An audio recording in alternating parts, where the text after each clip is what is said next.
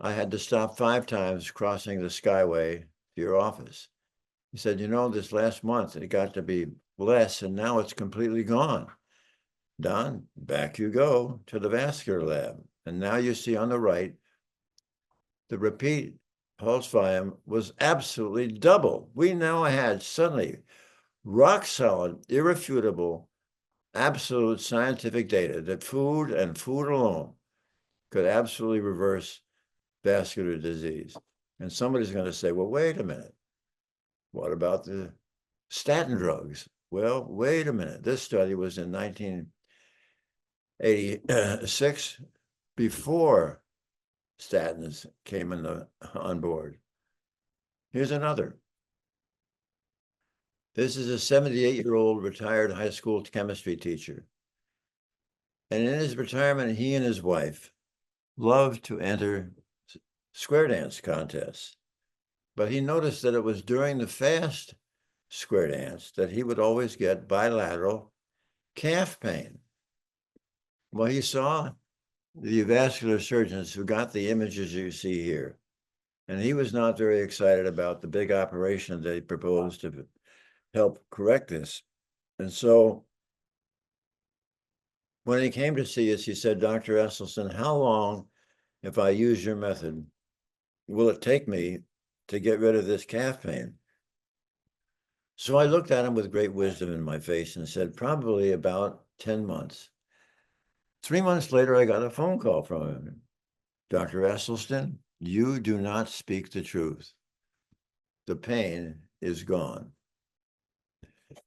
Now, we all know that the penile artery is quite small compared to the coronary artery, and not infrequently before somebody comes down with heart disease, they will find that they are no longer able to raise the flag. However, all is not lost. Not infrequently, 10 or 12 months after I've counseled somebody, I'll get a phone call. Dr. Esselstyn, yeah, this is Mr. So-and-so. Fair enough. Good to hear your voice. Yeah, doc, really thought I ought to give you a call because recently something has come up, and I'm wondering if I don't owe you another check. Now, what you're seeing here on the left and on the right is a PET scan. And in a PET scan, if the heart muscle is orange or yellow, that's good. You got a good blood supply. But as you see on the PET scan on the left, on the right-hand portion of it, there's a patch of green. The green indicates what we call ischemia, poor blood supply. So I counseled him that day. I counseled him on the same day that he got the PET scan you see on the left. And we had him come back 3 weeks later to repeat the PET scan. And lo and behold, the area that was poorly perfused was now, as you can see here, the green is gone. Now, what is going on? I was not at all convinced that we had had a plaque or blockage wash away that quickly. And therefore, I went downtown and talked with Rodriguez, who is a Cleveland Clinic cardiovascular pathology chairman, who does about 200 autopsies a year from the deceased, looking at the heart. And I said, Rod, how often do you ever see, after the coronary artery has dived into the heart muscle, how often do you ever see in those intramuscular arteries any blockages or plaque? His answer, never.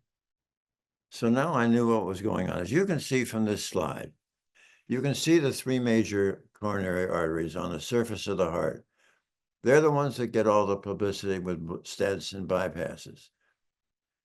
And it was just to start on the left there, you can see the right coronary artery, the left anterior descending, and the circumflex.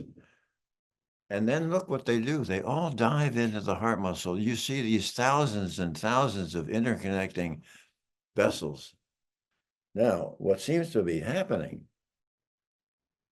when we first see these patients, their endothelial cells are really pretty well beaten up, and they're barely making enough nitric oxide to dilate.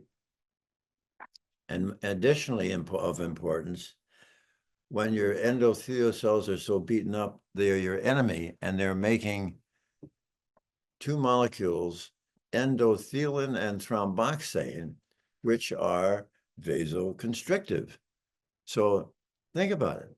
All those thousands and thousands upon thousands of intramuscular vessels that you see there, although they don't have a blockage or plaque in them, they are all constricted, narrowing, really decreasing the available blood supply to the heart. So it's really quite striking when you get these patients to change, especially the ones that have some degree of angina, how rapidly, often with 2, 4, 6, 8, or 10 days, their chest pain is markedly diminished, and in some cases, it's gone. Which really then you've got the patient hooked, because they absolutely know for sure what they've done with behavior modification has made a difference, and they're elated and proud and pleased to think that they have been empowered as the locus of control to halt their disease.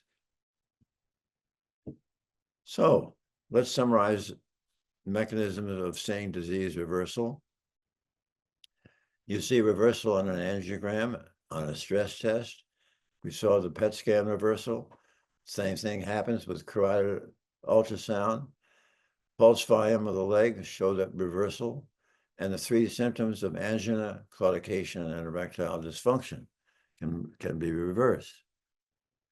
For those of you who haven't ever had a chance to come to the Cleveland Clinic, this is the A building. We're on the 8th floor. I was involved with surgery for a number of years, but I'd like you to see what the trees look like in February at the Cleveland. Yes. And I retired from surgery and was then rehired with my interest in nutrition and heart disease. And I left the A building, and I was then at the Wellness Institute, which has a much more modest budget, but the morale is still quite high. And one thing I've learned since the graduation from medical school 64 years ago, nothing is as important perhaps as brains and persistence, persistence, persistence, best exemplified by this young damsel in Life magazine, striving to learn how to do the splits. But she stuck with it and stuck with it and stuck with it. And the other day, believe it was in Manhasset in Long Island, somebody spotted her and she had got it right. Thank you for your patience in listening. I would be delighted to try to answer any questions.